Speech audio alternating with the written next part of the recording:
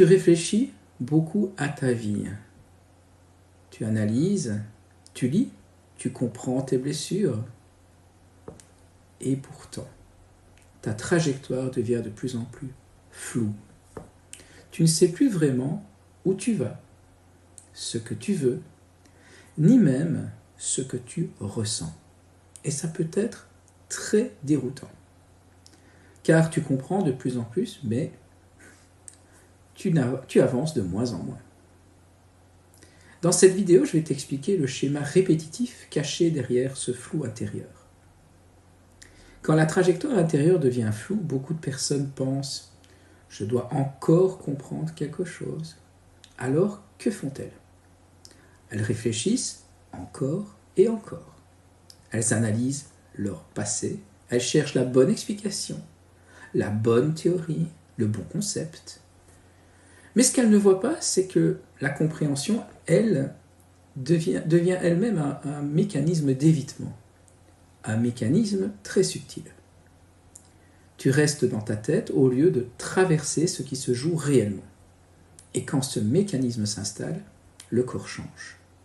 Souvent, on observe une sensation de brouillard intérieur, une fatigue mentale, une difficulté à sentir ce qui est juste, ou encore une tension dans la tête, la nuque ou la poitrine. Pourquoi? Car le corps essaye de dire « on ne peut pas résoudre ça uniquement avec la tête. Il y a quelque chose qui demande d'être ressenti, pas seulement compris. Et tant que cette étape n'est pas traversée, la trajectoire, elle, reste floue.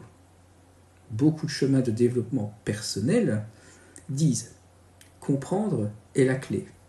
Mais dans certaines étapes de la vie, comprendre devient par contre le problème.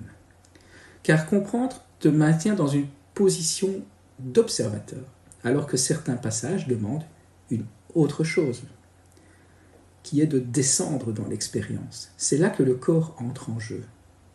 Le flou intérieur n'est pas forcément un problème. Très souvent, c'est une phase de transition, une phase où l'ancien fonctionnement ne marche plus, mais où le nouveau n'est pas encore stabilisé.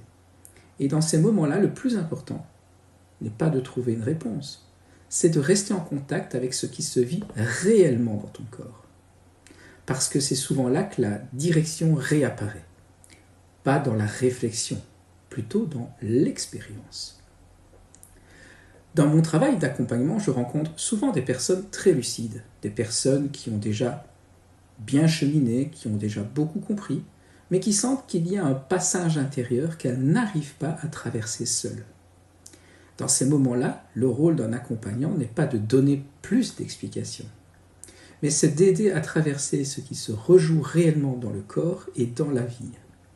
Et parfois, c'est là que la trajectoire redevient claire.